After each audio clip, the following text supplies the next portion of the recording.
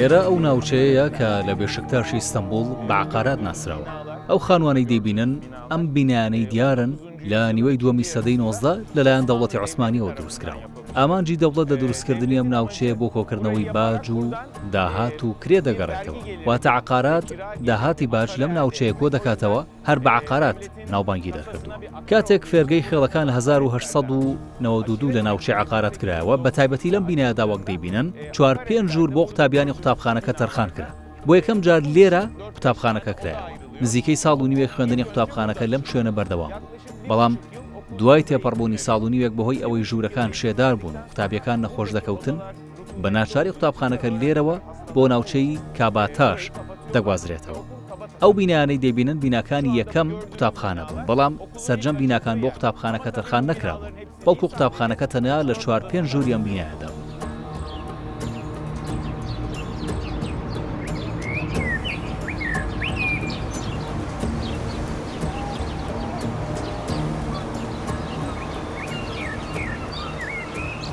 ئیستەمبوڵ مێژووی ئەم شارە لە گەنجینەیەک دەچێت پڕاوپڕ لە زانیاری نەبیسراوە. جا چونکە لەم شارەدا ڕۆژهەڵات و ڕۆژ ئاوا بەیەک دەگەن، بۆیە لەو گەنجینەیەدا بەشی هەمووان دەدۆزرێتەوە.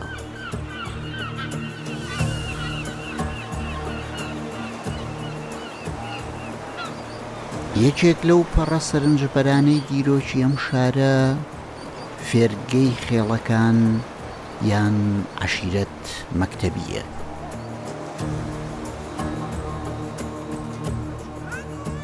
کۆتایی سەدەی 19 دەوڵەتی عوسمانی لە ڕۆژەماندۆکانی خۆیدا چاپیوە.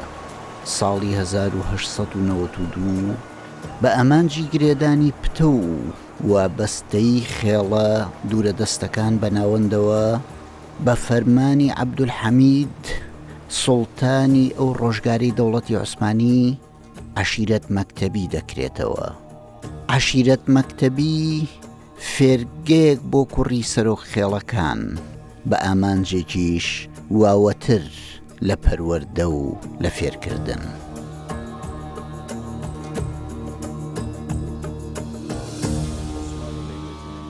لە دەوڵەتی عوسمانیدا تورکەکان لە پیادەکردنی سیاسەتی عوسمانچێتی و ئیسلامگەراییدا هەمیشە خۆیان لە ترۆپی دەسەڵات و لە لووتکەدا هەژمار دەکرد.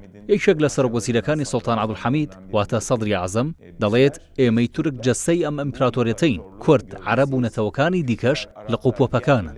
بۆیە هەمیشە لەم فێرگە و قوتابخانانەدا هانی فێربوونی زمانی تورکی دەدرا. هەموو بەیانیەک لەگەڵ دەستپێکی دەوامی قوتابخانەکان، قوتابیەکان بە دروشمی تەمەندرێژی بۆ پاشامان تەمەندرێژی بۆ پاشامان دەستیان بە خوێندن دەکرد و ئێوارەی هەمان ڕۆژ بەر لە داخستنی دەریا قوتابخانەکانیش هەمان دروشن تەمەندرێژی بۆ پاشامانیان دەگوتەوە. بەمەش بۆ ئەوەی دڵسۆزی و پابەندی خۆت بۆ دەوڵەتی عوسمانی بسەلمێنیت، بەرج بوو ئەم دروشمە بۆ بەهادارکردنی دەوڵەت و سوڵتانی عوسمانی دووپات بکەیتەوە. لە پاڵ پێشکەشکردنی خزمەتی پەروەردە و فێرکردن بە باشترین کواڵیتیەوە هاوکات بۆ بایەختان بە دەربڕینی دڵسۆزی بۆ دەوڵەتی باڵای عوسمانی ڕاهێنانیان پێدەکردن. واتە ئەم فێرگە قوتابخانانە زیاتر بۆ فێربوونی تورکی و ئامادەکردنی نەوەیەکی بەهێز بوو بۆ پتە ڕاگررتنی پایەی دەوڵەتی عوسمانی. پرۆژەکە لە ساڵی 1892 لە بەهاری لە کۆتایی بەهاری 1892 پرۆژەکە ئاتەکایەوە لەسەر داخوازی یا فەرمانی ڕاستەوخۆی سوڵتان عەبدولحەمید کە داوای لە یەکێک لە پیاوە نزیکەکانی خۆی کرد، عوسمان نووری پاشا، کە پرۆژەیەکی بۆ ئامادە بکەوە. ئامانج لە پرۆژەکە بەلای ئەوە گرێدانی ئەو هۆزە دووردەستانە لە ویلایەتە دوورەکان بە تایبەتی هۆزە عەرەبیەکان لە سەرەتاوە تەنها دەڵێک فۆکس و هین خراپەوە سەر هۆزە عەرەبیەکان، چکە مەترسی ئەوە پەیدا بوو کە خەریکن دەست تێکەڵ دەکەن لەگەڵ ئاژانە ئینگلیزەکانەوە لە دشی دەوڵەت بەکاربێنرێن. جا ئەو دەویست لە بەرامبەر ئەوەدا پرۆژەیەکی وا بێتەکایەوە ئەو هۆزانە بەخۆیەوە گرێبدا. لە ڕاستیدا فێرگەی خێڵەکان پرۆژەیەک بوو لە سەردەمی سوڵتان عەبدولحەمیددا گەڵاڵە کرا. سوڵتان عەبدولحەمیدی دووەم لە کۆتاییەکانی 1875دا دەسەڵاتی گرتە دەست و تا ساڵی 1909 لە دەسەڵاتدا مایەوە. دوایین سوڵتانی بەهێز و خاوەندە سەڵاتی ڕەها و پایەدار بوو. سەردەمی سوڵتان عەبدولحەمید لە زۆر ڕەهەندەوە سەردەمێکی پڕ مشت و مڕ بوو. فێرگەی خێڵەکان و یەکا سەربازیەکانی حەمیدیە و چەندین پرۆژەی زۆر گرنگ سەریان هەڵدا. عەبدولحەمید یەکێک بوو لە سوڵتانە زۆر شارەزا و ئەزموندارەکانی سیاست. لە شەڕی ساڵانی 1877 بۆ 1893 بە تایبەتی دوای شەڕی نێوان عوسمانیەکان و ڕووسەکان لە ژمارە و دیمۆگرافیای دەوڵەتی عوسمانیدا گۆڕانکاری زۆر بەدیکرا. عوسمانیەکان لە خاکی وڵاتانی باڵکان کە نزیکەی 5 ملیۆن کریسیانی ئەو ڕۆژگارە لەو ناوچانەدا دەژیان ڕوبەڕووی شکستی زۆر گەورە بوونەوە. هەروەها لە 90 خاکی وڵاتی باڵکان لە ژێردەسەڵات و کۆنتترۆلی عوسمانیەکاندا نەما. ئەوە بە تایبەت لە ژێر دەستی عوسمانیەکاندا ما بۆ خاکی عەرەبستان، ئەنادۆڵ، کوردستان، حیجاز و ناوچەکانی دەوروبەری بوو. زۆربەی زۆری دانیشتوانی ئەم خاکانە موسڵمان بوون. ڕاستیەکەی پرۆژەی سوڵتان عەبدولحەمید لە دامەزراندنی فێرگەی خێڵەکان مەرامێکی سیاسی زۆر گەورەی لە پشتەوە بوو. مەبەستەی گۆڕینی دیمۆگرافیا و ژمارەی دانیشتوان بوو.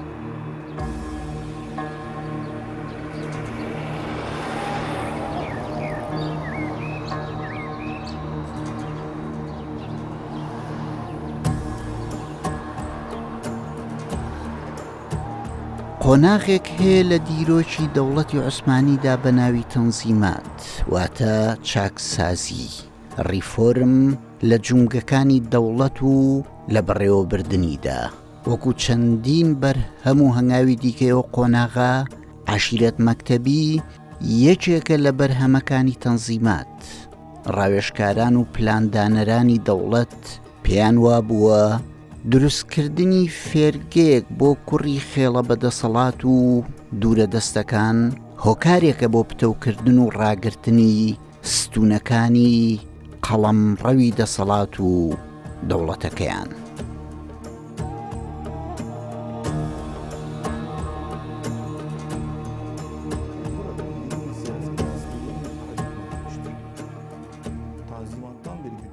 لە بابەتی چاکسازیەکاندا ئاراستەیەکی دیاریکراو هەبوو کە بریتی بوو لە عوسمانچێتی یان ناسنامەیەکی نوێ بە ناوی هاوڵاتی دەوڵەتی عوسمانی. سوڵتان عەبدولحەمید بە وردی کاری لەسەر ئەم ئاراستەیە دەکرد، بەڵام بەشێک لە پیاوەکانی پێیان وابوو ئەم بابەتە سەر ناگرێت. ئامانج لەم کارە جێبەجێکردنی ئەو ئاراستەیە بوو لە سەر تەواوی خاکی دەوڵەتی عوسمانی. ئەمە یەکێک بوو لە پرۆژە هەرە گرنگەکانی سەردەمی دەسەڵاتدارێتی عەبدولحەمید. لەگەڵ دەستپێکردنی هەنگاونان بۆ جێبەجێکردنی چاکسازیەکان ئەو دەستکراوەی بە ناموسڵمانەکان درابوو لە بەجێگەیاندنی سروتەکان، ئازادی لە چالاکیەکاندا و بە یەکسانی مامەڵەکردن لەگەڵیاندا پاشەکشەیەکی زۆری بەخۆیەوە بینی. لە بەرامبەردا بازنەی خۆشگوزەرانی و دەسەڵات و دڵدانەوەی زیاتر بە موسڵمانەکان فراوان کرا. بایەخی زیاتریان پێدرا و پێگەیان لە نێو جونگەکانی دەوڵەتدا بەهێزتر کرا. بەر لە ڕاگەیاندنی چاکسازیەکان موسڵمانەکان دڵیان لە دەوڵەت شکا بوو، بە تایبەت کوردەکان بە هۆی ئەوەی بایەخی زیاتر و مافی زیاتر بە ئەرمەنەکان درابوو. ڕەنگە نیگەرانیەکانیان ڕەوا نەبێت، ئەمە لە ڕووی گەشەکردنەوە دەڵێم، بەڵام ئاراستەکە بەم شێوەیە دەستی بە هەنگاونان کرد. ئێستا عەبدولحەمید چۆن موسڵمانەکان وابەستەی خۆی و دەوڵەتەکەی دەکات. لە ڕاستیدا لە ڕێگەی فێرگەی خێڵەکان سیاسەتی ئیسلامگەرایی و کەرەستە باوەکانی دیکەوە هەنگاوی بۆنە، بەمەش هەنگاوەکانی خۆی بەم ڕەوتە پێشخست.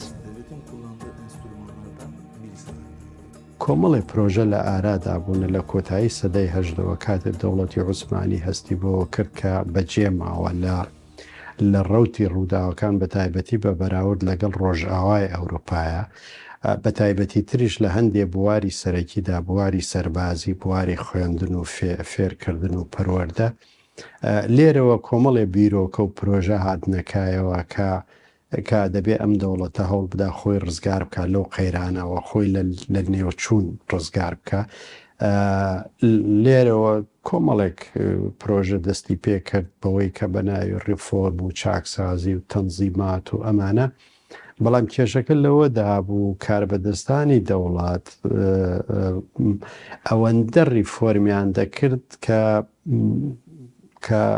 کە پلە و پایە و یعنی تەمەنی دەوڵەتەکە درێژ بکاتەوە، نەک گۆڕانکاری ڕیشەیی کە پێویستی هەبوو بۆ ئەوەی ئەم دەوڵەتە بە بەردەوامی بمێنێ و درێژە بە تەمەنی بدا. لەبەرەوە وەکو دەڵێ پرسێک هاتە بۆ کایەوە کە ئەم دەوڵەتە هەر لە نێو دەچێت، تەنها ئەوە توانی هەندێک تەمەنی درێژکە. ئەوش زۆری بەڕاستی لە ئەنجامی ئەم کردوانە و ئەم ریفۆرمانە نەبوو، ئەوەندەی ئەنجامی ئەوە بوو کە ململانەیەکی زۆر هەبوو لە نێو دەوڵەتە زلهێزەکەی وەڕێک نەکەوتبوون لەسەر ئەوەی کە ممتلەکاتەکانی دەوڵەتی عوسمانی دابشکەن لەبەری خۆیانە. لەبەرەوە ئەمە زیاتر تەمەنی دابێت.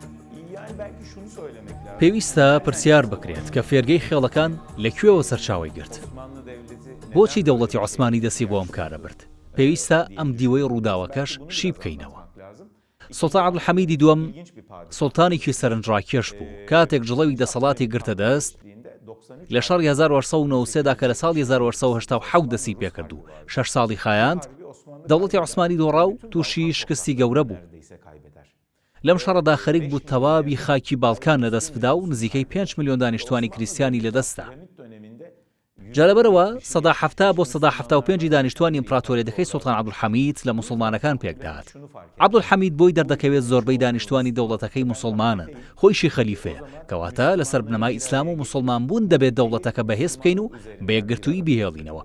ئەمەش پێی دەگوترێت سیاسەتی پان ئیسلامیزم و لە سەردەمی عەبدولحەمیددا دەبێتە بەشێکی گرنگی سیاسەتی دەوڵەتی عوسمانی. باشە لەم دۆخەدانەتەوە ئیسلام کێن؟ بەدڵنیاییەوە عەرەبەکان لە سەروی هەمویانەوە دێن، دواتر کوردەکان و کەمێکیش ئەلبانیەکان، پاشان لە فێرگەی خێڵەکاندا قوتابی ئەلبانیەکانیش شوێنیان بۆ دەکرێتەوە. بۆیە سەرچاوی بیرۆکەی دامەزراندنی فێرگەی خێڵەکان بەم شێوەیە سەر هەڵدەدات. عەبدولحەمید بە ناوی خەلیفەوە مەبەستی بوو دەوڵەتی عوسمانی لەژێر چەتری ئیسلام و موسڵمانبووندا کۆ بکاتەوە و لەسەر پێی خۆی بۆستێنێت. بۆ ڕاکێشانی سۆزی کورد و عەرەبەکان چەند چالاکیەک دەکات. بۆ نمونە لە 1992دا هێزێکی تایبەت دەژێر ناوی لەشکری حەمیدیە بۆ کوردەکان دادەمەزرێنێ، هەروەها پلەی سەربازی پاشا دەدرێتە ژمارەیەکی زۆر لە سەرۆکۆز، سەرخێڵ، کەسایەتی کۆمەڵایەتیەکان، پیاوانی ئاینی کورد و عەرەب، هەروەها موچەی باشیان دەداتێ و بەردەوام دیاری و خەڵاتیان بۆ دەنێرێ. هەر بۆیە ئامانجی سەرەکی دامەزراندن و کردنەوەی فێرگەی خێڵەکان بۆ ڕاکێشانی سۆز و بەدەستێنانی دڵسۆزی و وابەستەی کورد و عەرەب بوو بە دەوڵەتی ئیسلامی. لەو کاتەشدا دەوڵەتی عوسمانی سیاسەتی پان ئیسلامیزمی پیادە دەکرد. پێم وایە عەبدولحەمید لێرەدا سیاسەتێکی زۆر ژیرانە جێبەجێ دەکات، چونکە لە سەردەمی چاکسازیەکاندا لە چوارچێوەی دەسەڵاتی ناوەندیدا کورد و عەرەب کێشەی جدیان لەگەڵ دەوڵەتی عوسمانیدا هەبووە. بەمەیش عەبدولحەمید کۆتایی بەم کێشانە دەهێنێ. کورد و عەرەبەکان بە دەوڵەتەوە دەبەستێتەوە و دەیانخاتە ژێر هەژمونی خۆیەوە. بۆیە مەبەستی عەبدولحەمید لە دامەزراندنی فێرگەی خێڵەکان بۆ ڕاکێشانی کورد و عەرەب و پابەتبوونیان بوو بە دەوڵەتی عوسمانی.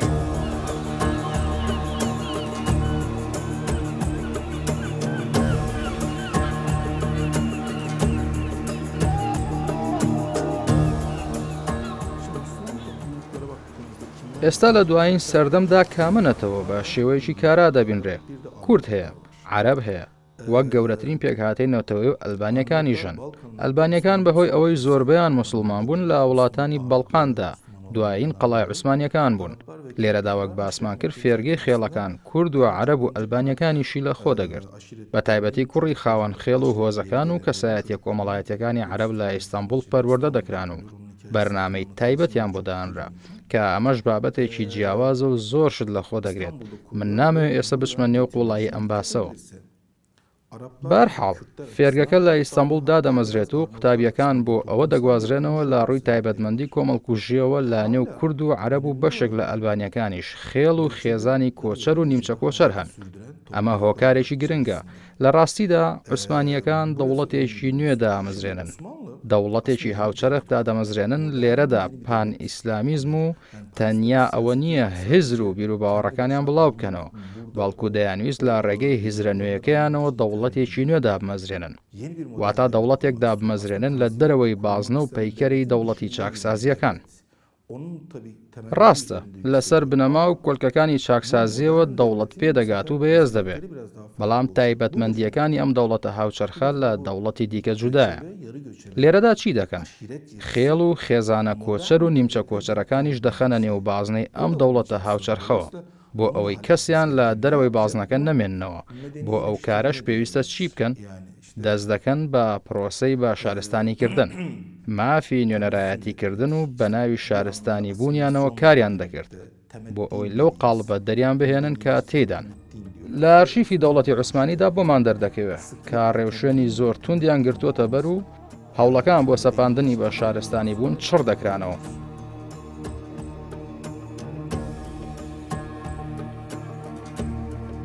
پرۆژەی فێرگەی خێڵەکان عەشیرەت مەکتەبی لە بنەڕەتدا بیرۆکەی مونیف پاشایە. مونیف پاشا یەکێک بوو لە کەسایەتیە گرنگەکانی دەوڵەت. لە زانستگەی بەرلین زانستی ئابووری و ماف دەخوێنێت. لە گەڕانەوەی شیدا بۆ ئیستانبول دەبێت بە یەکێک لە پیاوە گرنگ و کاریگەرەکانی دەوڵەت. پیاوێک بەردەوام پرۆژەی گرنگی بۆ دەوڵەتی عوسمانی هەبووە. ئەم مونیف پاشایە پیاوێکی خوێندەواری گرنگی ئەو سەردەمە بوو، زانکۆی بەرلینی تەواو کردبوو لە دەوروبەری ناوەڕاستی سەدەی 19دا، یعنی خۆی لە 1930 لەدایک بووە لە تەمەنی 21 ساڵی 22 ساڵی بەشی ماف ینی بڵێن حقوق و ئابووری اقتصادی لە زانکۆی بەرلین تەواو کردبوو. پیاوێک بوو عەرەبی دەزانی، تورکی دەزانی، فارسی دەزانی، ئەڵمانی دەزانی، فەرەنسی دەزانی و کۆمەڵێ پلەپایی لە دەوڵەتی عوسمانیدا بینیم هەوو چی لە وزارەتی دەرەوە چی لە وەکو وەرگێڕان لە دواییدا بوو بە باڵێزی دەوڵەتی عوسمانی لە تەهران. لەوێەوە لە 1972 بیرخەرەوەیەکە نامەیەکی نرد پرۆژە نامە دەتوانین ناوی لێ بدەین کە لە سەرچاوە عوسمانەکانە بە لایحەی مونیف پاشا. ئەم لایحەیە لە 8 خاڵ پێکهاتووە. 8 خاڵەکە هەموو کێشەکانی دەوڵەتی عوسمانی لە خۆیدا کۆ کردوێتەوە لە بواری سەربازی یا بەڕێوە بردنە پەروەردەیە چیەوە. جا لە خاڵێکە کە خاڵی هەشتەمە لێرەدا پێم وایە دەرفەتی ئەوە نییە باس لە هەموو خاڵەکان بکەین. لە خاڵی هەشتەمە باس لە دامەزراندنی قوتابخانە دەکا بۆ عەشیرەتەکان.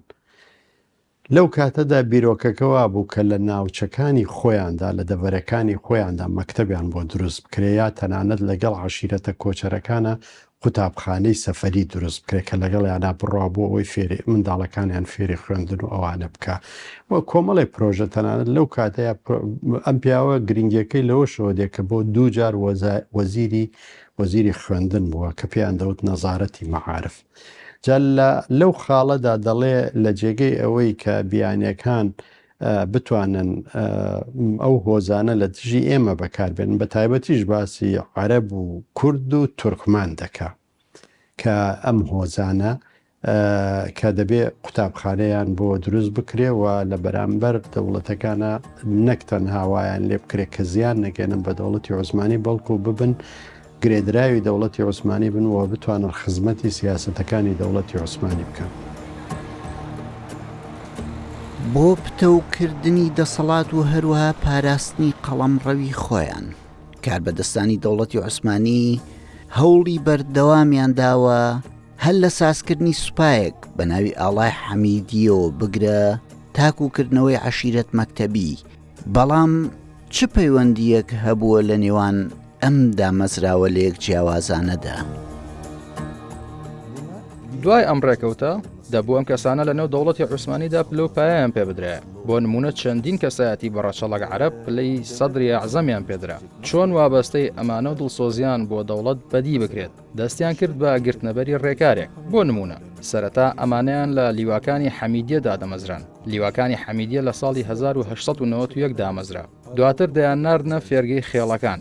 هەندێک شت هەبوون کە زانیاری لەسەریان نەبوو. بۆ نمونە لەلای ئەلبانیەکانیش هەمان سیستم بەدی دەکراوە. چەند هێزێکی چەکداریان دامەزراند کە پێکهاتی هاوشێوەی لیواکانی حەمیدیە بوو. ئەوان ئەم ئەزمونیان لە کازاخستان دیبوو. کە لە سەردەمی چارلزی ڕووسەکاندا ئەم هێزیان بۆ خێڵ و هۆزەکانی کازاخستان دادەمەزراند و لە ژێر سیستەمی دەوڵەتا کاریان دەکرد. پاشایەک هەبوو بە ناوی زەکی پاشا. ئەم مۆدێلی پێکهێنانی هێزە چەکدارەکانی گواستەوە نێو سیستەمی دەوڵەتی عوسمانی و بەمەش لە ساڵی 1991ەوە مۆدێلی لیواکانی حەمیدیە چووە بواری جێبەجێکردنەوە. لە سەرەتادا ژمارەی چەکدارەکانی نێو ئەم لیوایانە سنووردار بوون، بەڵام پاشان ژمارەکەیان زۆر هەڵکشا و نزیکەی 65 لیوای چەکدار هاتنە دامەزراندن. لێرەدا ئەوەی مایەوە تێڕامانە لەم نێوەندەدا زۆربەی زۆری ئەوانەی دەستنیشان کران لە مۆدێلی پیادەکردنی بە شارستانیکردنی کۆمەڵگەدا لە 90%یان ئەندامی خێزان و خێڵی کۆچەران و نیمچە کۆچەرەکان بوون. بە تایبەتیش ئەو خێڵانەی لە ناوچە سنووریەکانی نێوان ڕووسیا و ئێران بوون. بەشێکیان لە ئامەد و هەروەها ئەو هێڵەی بە ئاراستەی خێڵە عەرەبەکاندا بەرەو سووریا دەچوو. وەک گوتم پرۆسەی دامەزراندنی لیواکانی حەمیدیە دواتر گواستنەوەیان بۆ فێرگەی خێڵەکان پێدانی پلوپایە و بەشداریکردنیان و بە شارستانیکردنیان بەشێکە لەو سیاسەتانەی پێشتر ئاماژەمان پێکرد. هاوکات هەمان ئەو کۆچەرانەش بە گرتنەبەری تەکنیکی قۆناغ بە قۆناغ دەیانکردنە کە سایەتی پەسەندکراوی نێو دەوڵەتی عوسمانی. هەر لە سەرەتاوە کاتێک دەوڵەتی عوسمانی پەیوەندیەکانی لەگەڵ کورد و نەتەوەکانی دیکە ئاسایی و فراوان کردەوە سیاسەتی قۆناغ بە قۆناغی پەیڕەو دەکرد. کردارێک لە نێو سیستمی دەوڵەتداریدا هەیە پێی دەگوترێت ژیری دەوڵەت. ئەمە لە سەردەمی ئێستاشمانەبەدی دەکرێت، بەڵام لەو سەردەمەی دەوڵەتی عوسمانیدا ژیری دەوڵەتیان بە حکمەتی حکوومەت ناودەبرد. ئامانجی فێرگەی خێڵەکان بە تروکردنی کورد و عەرەبەکان و سڕینەوەی ناسنامەنەتەوەیەکان نەبوو. ئامانجە سەرەکیەکە وابەستەکردنیان بوو بە دەوڵەتەوە، بەڵام کۆمەڵگەی پەروەردەی تورکیا بە تایبەتی دوای قۆناغی کودەتا سەربازەکەی ساڵی 1960 پاشان سەرهەڵدانی سیستەمی فێرگە تایبەتەکانی گروپی فتحوڵا گولەن ئامانجی سەرەکی ئەم فێرگە قوتابخانانە بۆ بە تورککردنی کوردەکان و سڕینەوەی ناسنامەی کوردبوونیان بوو، واتە بنەمای دامەزراندنی ئەم قوتابخانانە بۆ بە تورککردنی کوردەکان بووە. بۆیە بەدڵنیاییەوە فێرگەی خێڵەکانی سەردەمی دەوڵەتی عوسمانی و ئەم کۆمەڵگە پەروەردەیانە جیاوازیان لە نێواندا هەیە. ئامانجی عەبدولحەمید لەم سیاسەتەیدا کۆکردنەوەی کورد و عەرەب بوو لە ژێر چەتری دەوڵەتی عوسمانیدا بە مەبەستی پاکتاوی نەژادی و سڕینەوەی ناسنامەی نەتەوەی نەبووە.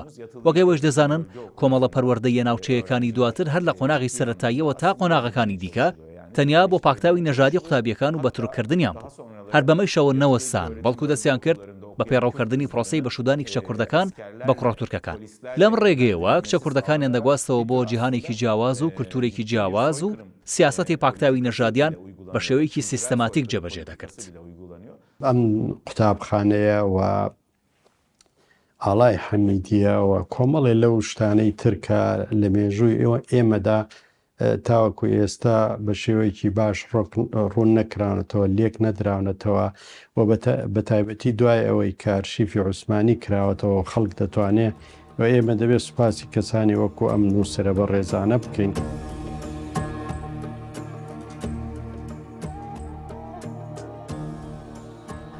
ساڵی 1992 لە گەڕێکی عەقارات لاری شاری ئیستەنبوڵ لەلایەن دەسەڵاتدارانی بابی عالیەوە فێرگەی خێڵەکان دەکرێتەوە و دەست دەکرێت بە خوێندن و پەروەردەکردن لەو فێرگەیە. تاکو ساڵی 1970 فێرگەکە 15 ساڵان بەردەوام دەبێت لە پەروەردەکردنی منداڵان. بێگومان پەروەردەکردن بەو سیستەمەی ئامانجی دەسەڵاتدارانی عوسمانی خۆیان و بە تایبەتیش عەبدولحەمیدی دووەم و دەوروبەرەکەی بووە. ئەم قوتابخانەیە لە نێوان 1992 بۆ 1970 واتە 15 ساڵ ئەم قوتابخانەیە بەردەوام بوو. لە ماوەی ئەو 15 ساڵەیە 600 منداڵ وەرگیران لە تەمەنی نێوان 12 ساڵان بۆ 16 ساڵان لەوانەی کە دەبواە وەکو باسی لێوە کراوە کێ دەبێ وەربگیرێ، دەبواە منداڵانی سرە کۆزەکان، منداڵانی پیاوە ئاینیە ناودارەکان بە تایبەتی لەو ویلایەتانەی کە دەستی دەوڵەت زۆر نایانگاتێ و ئەمانە لەو 600 لە کۆتاییدا 400یان قوتابخانەیان تەواو کرد و لە مەرجێکی زۆر تایبەتیە دەژیان. ئەو قوتابخانەیە کە هەوڵدرا لەو ماوەیە وەکو بۆی دەستنیشان بکرێەوە هەموو پێداویستەکانی قوتابخانەکە وەکو شوێن جێگەیەکیان کۆشکێکیان دابین کرد لە جێگەیە کە پێی دەڵن کەپەتاش تا ئێستش ئەو کۆشکە ماوە ئەوەی لەسەر چاوەکانە باز دەکرا هەتاوەکو ئەم ساڵانەی دواییش لیسەیەک یا ئامادەیەکی کچان و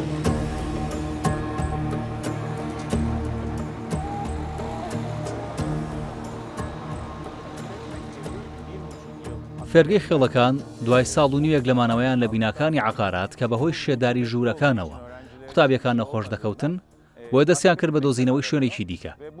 لێرە وەک دەیبینن تەنیا بەشێکی کەمی ئەم شوێنەوارە ماوەتەوە. تەلاری ئەسما سوڵتان هەبوو، تەلارەکە بە تەختەدار دروستکرا بوو. دەوڵەت تەلارەکەی ئەسما سوڵتانی کڕێەوە و فێرگەی خێڵەکانی گواستەوە نێو ئەم تەلارە. دوای چەند ساڵێک بە تایبەتی لە ساڵی 1970دا کاتێک فێرگەی خێڵەکان داخرا، تەلارەکەیش ڕووخێندرا و بینایەکی کۆنکرێتی دروستکرا کە ئێستا پەیمانگای پیشەی کاباتاشە. تەنیا ئەم بەشە لە بینای فێرگە دێرینەکە ماوەتەوە. بەپێی زانیاریەکانمان ئەم دیوە ڕووخاوە بەشی کۆگاکانی فێرگەکە بووە. تەنیا ئەم دیوە ڕووخاوە ماوەتەوە. بەڵام تەلارە تەختەدارەکە نەماوە و بینایەکی کۆنکرێتیان دروست کردووە. ئێستایش پەیمانگای پیشەیی کاباتاشە.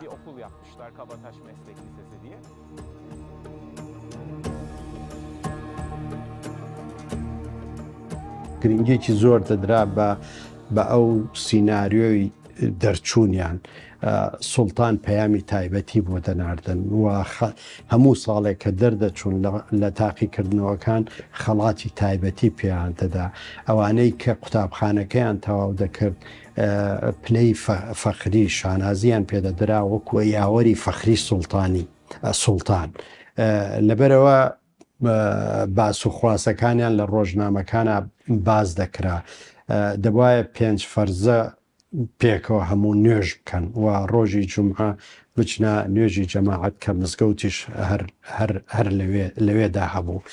یعنی سیستێمێک بوو تەبعاً لە دنیای دەرەوە دابڕاون بە شێوەیەک لە شێوەکان و ئەم سیستێمە لە دەوڵەتی عوسمانی ڕێگوڕیشەی هەیە. دەزانن لە وەختی خۆیدا زۆر لە کۆندا لە ناو دەوڵەتی عوسمانیا لە ناو کۆشکی سوڵتانیا قوتابخانە هەبووە بە ناوی قوتابخانەی ئەندەرۆنیش وەکو جەنابەت دەزانی ئەمە جۆرێکە لەوەی کە ئەمڕۆ لە تورکیا پێی دەڵێن یاتڵی ئۆکۆڵوانیا ئەو قوتابخانەی کە جێگەی مانەوە و نووسنی قوتابیانی لێیە.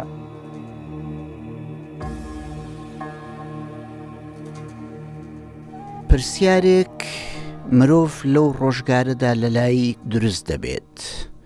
ئەوەیە گەلۆ ئەم فێرگەیە لەو ڕۆژگارەدا کەرەسەی وانەگوتنە و شێوازەکانی فێرکردنیان چی و چۆن بووە.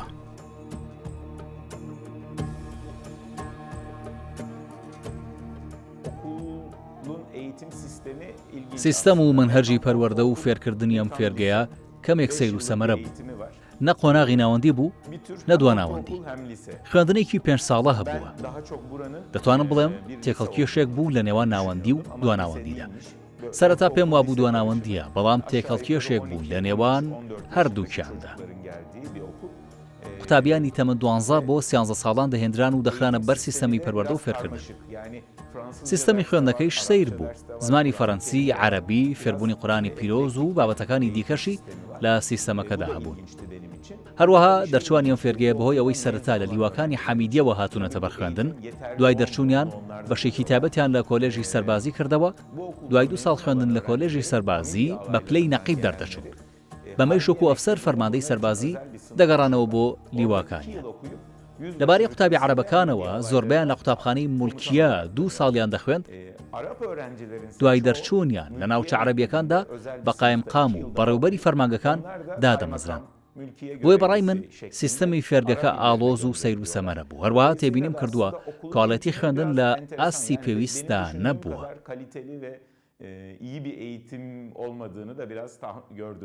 پرۆگرامەکانی خوێندن چەند گۆڕانکاریەکیان بەسەرهات. لە سەرەتاوە بیر لەوە دەکرایەوە بە 2 ساڵ ئامادە بکرێن بەڵام دوایی بۆیان دەرکەوت ئەم منداڵانە کە نەچوونە قوتابخانە کە تورکی نازانن بۆیان دەرکەوت بە 2 ساڵ هیچ ناکرێت لەبەر ئەوە پرۆگرامێکی 5 ساڵەیاندانە لە دوایی یا 5 ساڵەکەش کرایەوە بە 4 ساڵ چووکە پەلەیان بوو زۆرترین ژمارە دەرکەن بۆ ئەوەی بچنەوە بۆ ئەو ناوچانە و ببن بە ئەو ئامێرەی کە ئەو ناوچانە و هۆزەکان گرێ دەدا بە دەوڵەتەوە.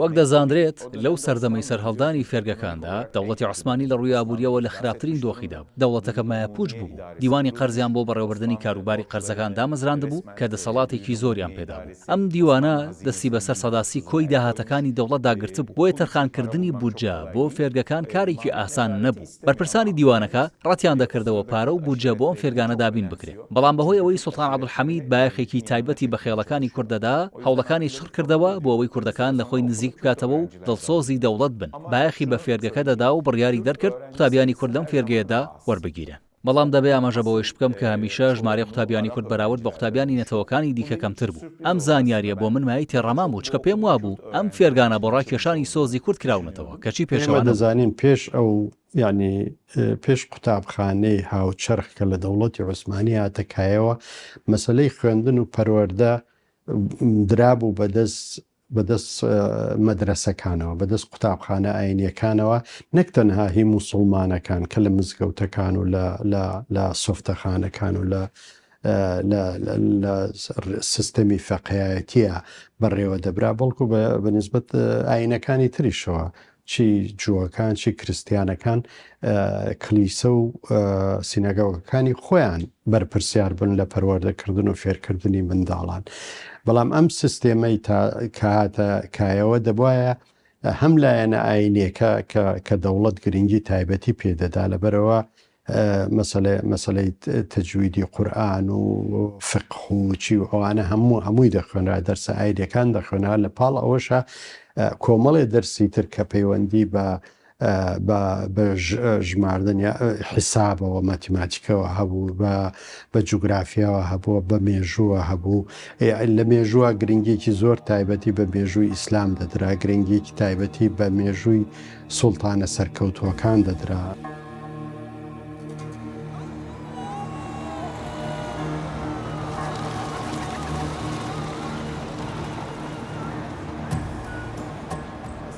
لەبری ئەوەی لە سەرەتای پرۆسەکەدا ڕێکاری تند بگیرایەتە بەر دەستکرا بە گرتنەبەری ڕێکارێکی میانڕە و ئامۆژگاری کار تاکو ئەو کاتەی بە تەواوەتی کارەکە کەوتە سەر ڕێڕەوی دروستەکەی و پاشان ڕێکارەکانی قۆناغ بە قۆناغ تند کرایەوە. خۆی لە ڕاستیدا سیاسەتێکی زۆر ژیرانەیان گرت بۆ بەر لە سەرەتاوە سەرخێڵ و سەرهۆزەکانیان دەکردە فەرماندەی لیواکانی حەمیدیە و تەنانەت پلەی پاشایان بە بەشێکیان دەدا و کەسانی خواروتریش پلە و پۆستی قایمقام و بەرپرسی فەرمانگەکان و میریەکانیان دەدانێت. بەم ڕێکارانت دڵیان ڕازی بکەن و هاوسۆزیان بەدەست بهێن و دڵسۆزیان دەستەبەر بکەن. لەم سەردەمەدا زۆربەی زۆری خێڵ و هۆزە کوردەکان و هاوکار و هاوسۆز و هاو ئاهەنگی دەوڵەتی عوسمانی بوون. لە قۆناغەکانی دواتریشدا دەستبەرداری پلە و پۆستەکانیان نەبوون و لەگەڵ دەوڵەتی عوسمانی درێژیان بە پەیوەندی ئەرێنیەکانیان دەدا تا کار گەیشتە ئەو ئاستەی هاوپەیمانەتیەکی ڕیشەداریان لەگەڵ دەوڵەت پێگەنا و تەمەنی ئەم هاوپەیمانەتیە تۆکمێش تاک و سەردەمی دامەزراندنی کۆماری تووشیا بەردەوام بوو.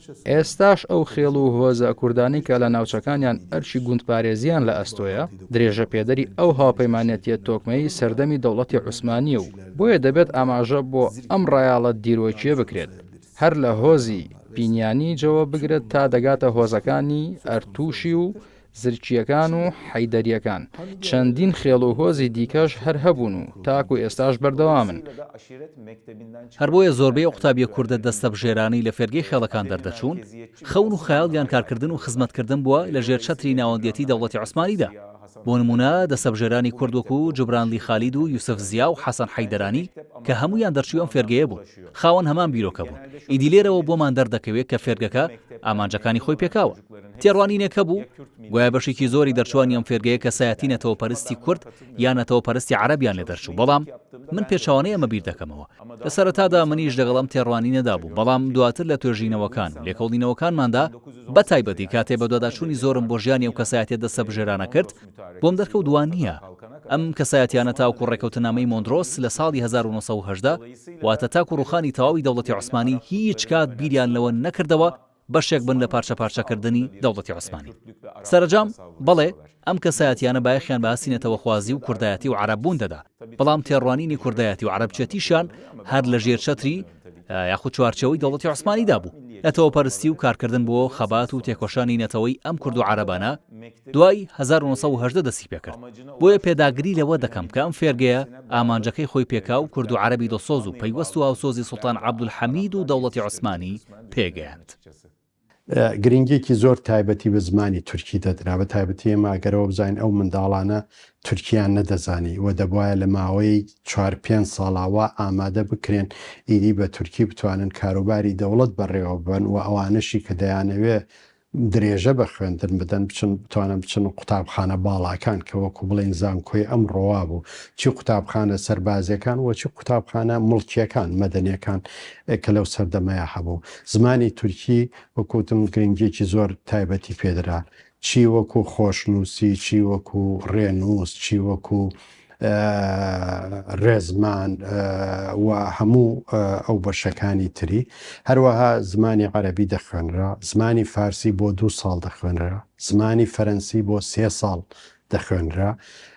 ئەوانەی کە لەو 4-5 ساڵەیە وا ئامادە دەکران لە ئاستی، یعنی دەتوانی ئەگەر بەراوردی بکەین بە قوتابی ئەمڕۆ ینی 12 سنفیان تەواو دەکرد لە ماوەی 4 ساڵ 5 ساڵە.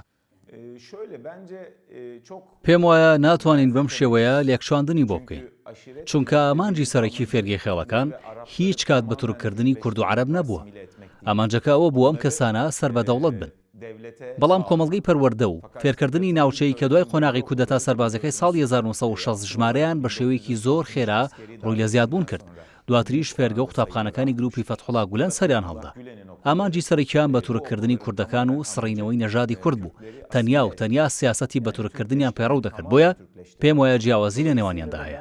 ئامانجی عەبدولحەمید کۆکردنەوەی کورد و عەرەبەکان بوو لەژێر چەتری دڵسۆزی وابەستەی بۆ دەوڵەتی عوسمانی و بەدەستێنانی سۆزیان بوو لەگەڵ گەرانتیکردنی ئەوەی کە ئەم دوو پێکاتێ تەنیا سەر بە دەوڵەت بن و بەم شێوەیە بمێنەوە. بەڵام پێچەوانەی ئەمە کۆمەڵگەی پەروەردە و فێرکردنی ناوچەیی کاری جددی دەکرد بۆ بە تورککردنی کورد. تەنانەت لە قۆناغێکدا ئەو کچە کوردانی لێم کۆمەڵگەی پەروەردە و فێرکردانەدا قوتابی بوون، کاریان بۆ ئەوە دەکرد هاوسەرگیریان پێ بکەن لەگەڵ سەرباز و پۆلیسی تورک بۆەوەی بە شێوەی سیستماتیک پاکتاوی نەژادی بکەن کە سەرەتاکەی بە پاکتاوی کولتوری دەستی پێکرد. بنەمای سەرەکی چالاکیەکانی گروپی فەتحوڵا گولەنیش بە هەمان شێوە لەسەر پاکتاوی نەژادی و بایەخدان بوو بە پرۆسەی بە تورککردنی کورد و پێکاتەکانی دیکە. واتە گروپی فەتحوڵا گولەن ڕێکخراوێکی ئیسلامی تورکچی بوون. ئێوەش دەزانن ئەمانە وەک نەژادپەرستی تورک لە ڕێکخراوی نور جیابوونەوە و دەرکەوتن. بۆیە ڕێبازی ئیسلامگەرایی نەژادی تورک چالاکیان دەکرد و لە ڕێگەی قوتابخانەکانیانەوە پرۆسەی بە تورککردنی کوردەکانیان خستە بووە واری جێبەجێکردنەوە.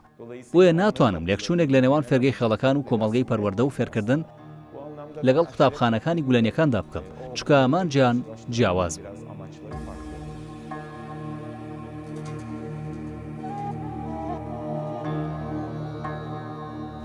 بەسەتان قودابی لە مەملەکەتە جیاوازەکانی دەوڵەتی عوسمانیەوە لە فێرگەی خێڵەکان ناونووس و پەروەردە دەکران. ئەم منداڵانە منداڵی ناوداران و پیاوە بەدەسەڵاتەکانی ڕۆژگارەکە بوون. ئامانج ئەوە بوو لە داهاتوودا ببن بە پیاوی دەوڵەت. پاش تەواوکردنی خوێندن زۆربەیان گەڕانەوە ناوچەکانی خۆیان و پاشتر لە ناو دەوڵەتی عوسمانی و تەنانەت لە کۆماری نوێژدا پلە و پۆستیان وەدەستخست. دوو نمونەی سەرنجڕاکێش لە نێو ئەو دەستە قوتابیەدا هەن. دوو قوتابی کە هەردووچان بە پلەی باش فێرگەکەیان تەواو کردووە. ئەوانیش یەکەمیان پاشای عێراقی دەست کرد، فەیسەڵی کوڕی حسێنی هاشمی و دووەمیشیان خالید جەبری کورد بوو. بەڵام چارەنووس وەها بوو لە ساڵی 1921دا فەیسەڵ ببێت بە پاشای دەوڵەتی دەستکردی عێراق و خالیدی کوردانیش لە ساڵی 1925دا لە دار بدرێت.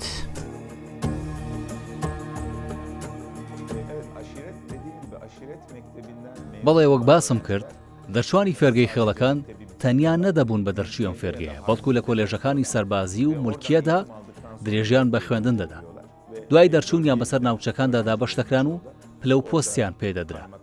هەر لە قایمقام تاوەکو بەرپرسی هەرێمی، مامۆستا، دادوار پۆستی زۆر گرنگیان پێدەبەخشرا. دووپاتی دەکەمەوە، فێرگەی خێڵەکان بە پێی تێڕوانینی دەوڵەتی عوسمانی ئامانجەکانی خۆی پێکاوە و کەسانی نوێی کورد و عەرەبیان پێگەیان. کەسانێک وابەستەیی و دڵسۆزی تەواویان بۆ دەوڵەتی عوسمانی هەبووە. کاتێک سەیری دەرچوانی فێرگەکە دەکەیت، وەک بەڕێزیشتان ئاماژەتان پێدا کەسایەتی زۆر گرنگی لێ هەڵکەوتووە، وەک شا فەیسەڵ و کەسایەتیە زۆر گرنگەکانی دیکەیش. ئەم کەسایەتیانە تاوەکو ساڵی 1970 کە دەوڵەتی عوسمانی بەکردەی پارچە پارچەکرا، ئەوان هەر لە خەمی مانەوە و کارکردندا بوون لە ژێر چەتری ئەو دەوڵەتەدا. بەڵام دوای پارچە پارچەبوونی دەوڵەتی عوسمانی ئەم کەسایەتیانە لە ناوچەکانی خۆیان بوونە هێما و فاکتەری سیاسی و دەوڵەتداری، هەروەها هۆکاری زۆر گرنگی گۆڕانکاریەکان. شا فەیسەڵیش یەکێک بۆ لەو کەسایەتیانە. کۆنمرەکانی ئەویش خراپ نەبووە، قوتابیەکی زیرەک بوو. خالید جوبرانی وەکو دەگوترێ یەکێک بووە لە قوتابیە هەرە زیرەکەکانی ئەو قوتابخانەیە. پێم وابێ هیچ قوتابیەکی تر بە درێژایی ئەو ساڵانە نمرەکانی ئەوەندەی خالید جوبرانی باش نەبووە. نەخێر کەس وەگەو نەبوو، یەکەمی سەرپۆلەکان بوو، نمرەکانی زۆر بەرز بوون.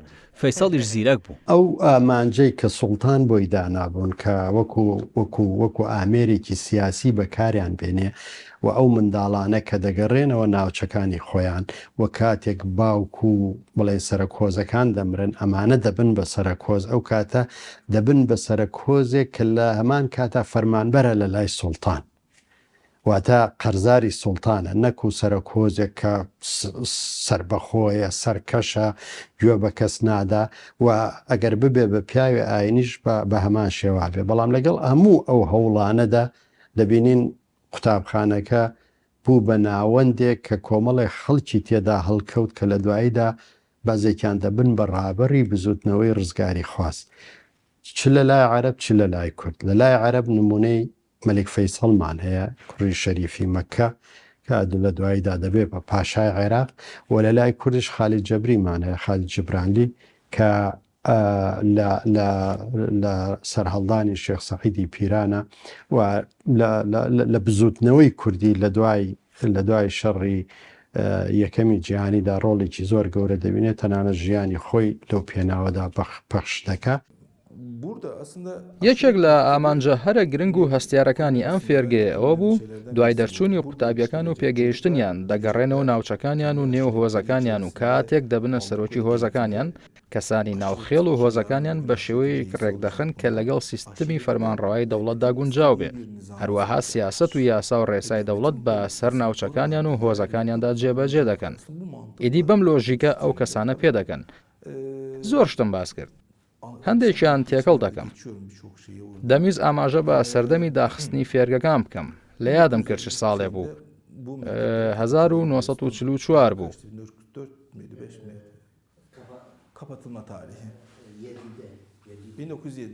ئەها بڵێ 1970 بوو. لێرەدا دەمەوێت شتێک بڵێم کە زۆر گرنگە فێرگەی خێڵەکان دادەخرێت، بەڵام پێگەیاندن و پەروەردەکردنی نەوەی نوێی کوڕی سەرهۆزەکان بەردەوام دەبێت. بۆ نمونە سەرهۆزی حەیدەران کە سێکە بە ناوی کۆر حوسێن پاشا، ئەو کەسە نەوەیەکی هەیە بە ناوی کەمال سوبحانداڵە. لەگەڵ ئەم کەمال ناوەدا بەرنمەیەکمان تۆمار کرد لە 2 بەش پێک هاتەبوو. ئەو لە بەرنمەکەیدا پێی گوتم باوکم لە ئەرزینجان خوێندوویەتی و لەوێ پەروەردەکراوە. ئەوە بۆ من زانیاریەکی نوێ بوو، زۆر پێم سەیر بوو. لە هەمان کاتیشدا زانیاریەکی ئاڵۆز بوو، تا لە ماوەی ڕابردوودا سەرەداوەکانم دەستکەوتن و بۆم ڕوون بووە کە چۆن بووە. ئەگەر سەرنجتان دابێت کە باز لە فێرگەی خێڵەکان دەکەم، پێکەوە لەگەڵ لیواکانی حەمیدیە باسی دەکەم. پێم وایە هەردووشیان وەک 2 باڵوان شتێکن پێکەوە دەفڕن، واتە هەمان ڕێکار و هەمان سیاسەتن، بەڵام بە 2 شێواز و جۆری جیاوازەوە. واتە بۆ بەردەوامیدان و گرێدانی هەردوو پرۆسەکە بە یەکدیەوە ئەم کارە کراوە. لیواکانی حەمیدیە خۆی لە خۆیدا بابەتێکە مشتومڕی زۆر لە خۆی دەگرێت، چونکە لە قۆناغی دیکەدا بووەتە بەڵای سەری گەل و لە هەندێک ناوچەدا ئەم لیواچەکدارانە بوونەتە بەڵای سەری ناموسڵمان و ئەرمەنیەکان و بەشێک لە کورد و تەنانەت عەرەبەکانیش.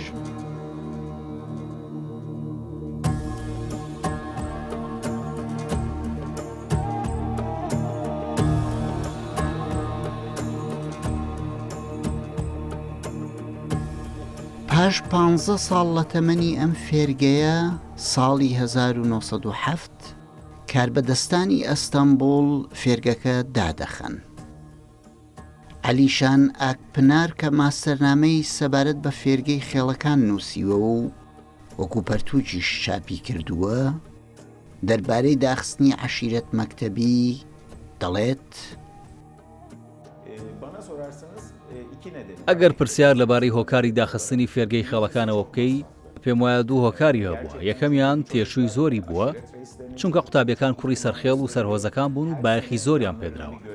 لە کاتی مۆڵەتەکاندا پاسەوان و یاوەریان بۆ دابین دەکراو، لە کاتی هاتوچۆکردنیاندا لە نێوان ئیستەمبوڵ و ناوچەکانیان لەگەڵیان دەبوون و پاسەوانیان دەکردن، بۆیە تێچووی زۆر بوو. پاشان بووە بارگرانەیەکی زۆر لە سەرشانی دەوڵەت.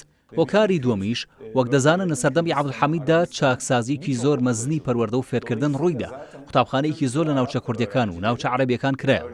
دواتر ژمارەیەکی زۆر ناوەندی و دواناوەندی و پەیمانگە لە بەغدا، مەست و دیاربەکر بۆ قوتابیانی کورد و عەرەب دەکرێنەوە. ناچار نابن بۆ خوێندن ڕوو لە ئەستەمبوڵ بکەن. ئەمەش ڕێخۆشکەر دەبێ قوتابیەکان هەر لە ناوچەکانی خۆیان بمێنەوە و درێژە بە خوێندن بدەن.